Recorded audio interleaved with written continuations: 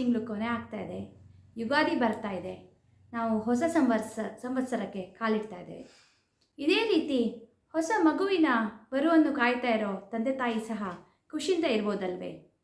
ಪ್ರಕೃತಿ ಹೇಗೆ ತನ್ನ ಚೈತ್ರಕಾಲವನ್ನು ಬರಮಾಡಿಕೊಳ್ಳುತ್ತೋ ಅದೇ ರೀತಿ ಹೊಸ ದಂಪತಿಗಳು ಯಾವಾಗ ಮಗು ಬರುತ್ತೆ ಅಂತ ಗೊತ್ತಾದಾಗ ಬಹಳ ಖುಷಿಯಿಂದ ಇರ್ತಾರೆ. ಅವರ ಮನೆಯಲ್ಲಿ ಎಲ್ಲರೂ ಸಂತೋಷದಿಂದ ಇರ್ತಾರೆ.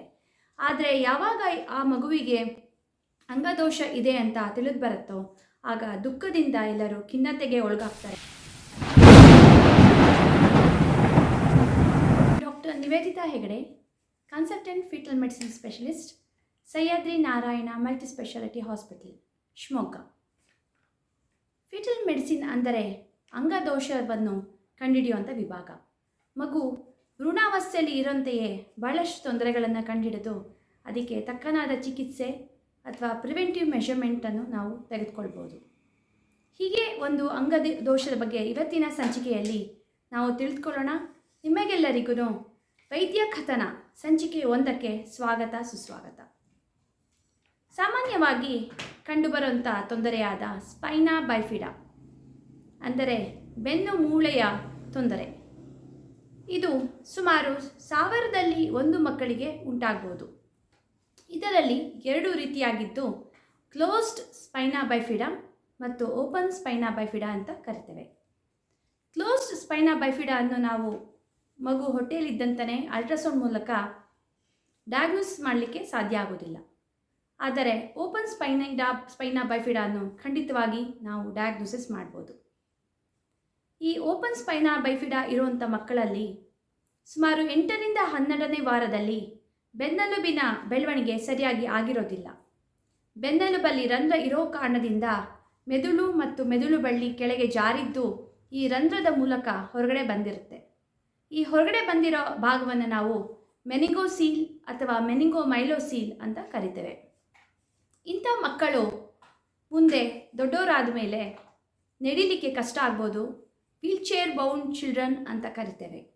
ವೀಲ್ಚೇರ್ ಗಾಲಿ ಕುರ್ಚಿನಲ್ಲೇ ಕೂತ್ಕೊಂಡು ಓಡಾಡುವಂಥ ಪರಿಸ್ಥಿತಿ ಬರ್ಬೋದು.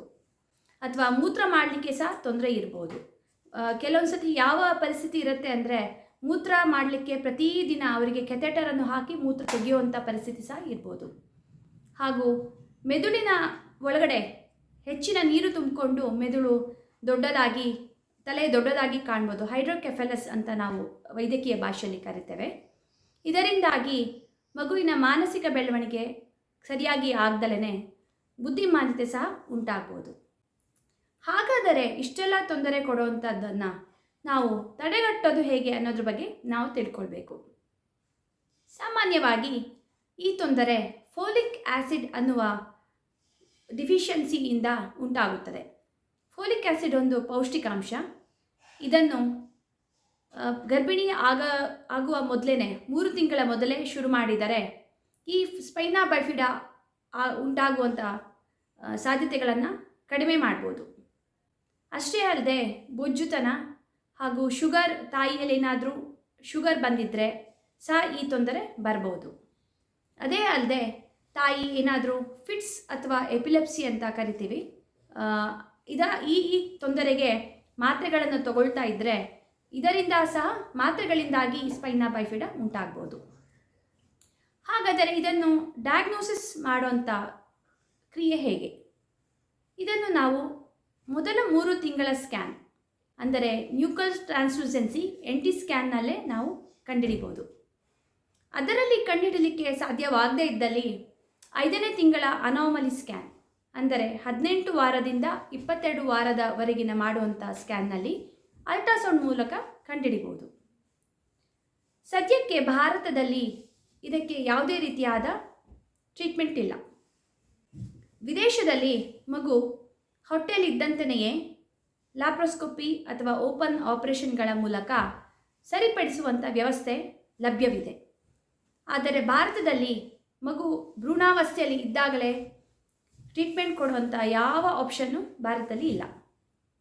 ಮಗು ಹುಟ್ಟಿದ ನಂತರ ಆಪರೇಷನ್ ಮಾಡಲಿಕ್ಕೆ ಸಾಧ್ಯವಾಗುತ್ತದೆ. ಆದರೆ ಆಲ್ರೆಡಿ ನರ ಎಕ್ಸ್ಪೋಸ್ ಆಗಿರೋದ್ರಿಂದ ಮಗು ಸುತ್ತಲೂ ಇರುವಂಥ ಆಮ್ನಿಯೋಟಿಕ್ ಫ್ಲೂಯಿಡ್ ದ್ರವ ಏನಿರುತ್ತೆ ಅದಕ್ಕೆ ನರ ಆಲ್ರೆಡಿ ಎಕ್ಸ್ಪೋಸ್ ಆಗಿರುತ್ತೆ. ಇದರಿಂದಾಗಿ ಬಹಳಷ್ಟು ಡ್ಯಾಮೇಜ್ಗಳು, ನರ ಡ್ಯಾಮೇಜ್ ಆಲ್ರೆಡಿ ಆಗೋಗಿರುತ್ತೆ. ಇದರಿಂದಾಗಿ ಮಗು ಹುಟ್ಟಿದ ನಂತರ ಆಪರೇಷನ್ ಮಾಡಿದ್ರೂ ಕೆಲವೊಮ್ಮೆ ಇವೆಲ್ಲ ಹೇಳಿದಂಥ ತೊಂದರೆಗಳು ಕಂಡು ಬರ್ಬೋದು. ಹಾಗಾದರೆ ಇದು ಅಕಸ್ಮಾತಾಗಿ ಡಯಾಗ್ನೋಸಿಸ್ ಆಗಲಿಲ್ಲ, ಮಗು ಹುಟ್ಟಿದ ಒಳಗಡೆ ಡಯಾಗ್ನೋಸ್ ಆಗಲಿಲ್ಲ, ಮಗು ಹುಟ್ಟಿದ ನಂತರ ಡಯಾಗ್ನೋಸಿಸ್ ಆಯಿತು ಅಂದರೆ ಇದಕ್ಕೆ ಯಾವ ರೀತಿ ಈ ತೊಂದರೆಯನ್ನು ಯಾವ ರೀತಿ ಕಮ್ಮಿ ಮಾಡ್ಬೋದು, ಇದಕ್ಕೆ ಯಾವ ರೀತಿಯಾದ ಆಪರೇಷನ್ ಲಭ್ಯವಿದೆ ಅನ್ನೋದ್ರ ಬಗ್ಗೆ ತಿಳ್ಕೊಳ್ಳೋಣ. ಇದಕ್ಕೋಸ್ಕರ ಇದರ ಬಗ್ಗೆ ನಿಮಗೆ ಡೀಟೇಲ್ ಆಗಿ ತಿಳಿಸಲು ನಮ್ಮೊಂದಿಗೆ ವಿಖ್ಯಾತ ನರರೋಗ ತಜ್ಞರಾದ ಡಾಕ್ಟರ್ ಪ್ರಸನ್ನ ಅವರು ಜೊತೆಗಿದ್ದಾರೆ.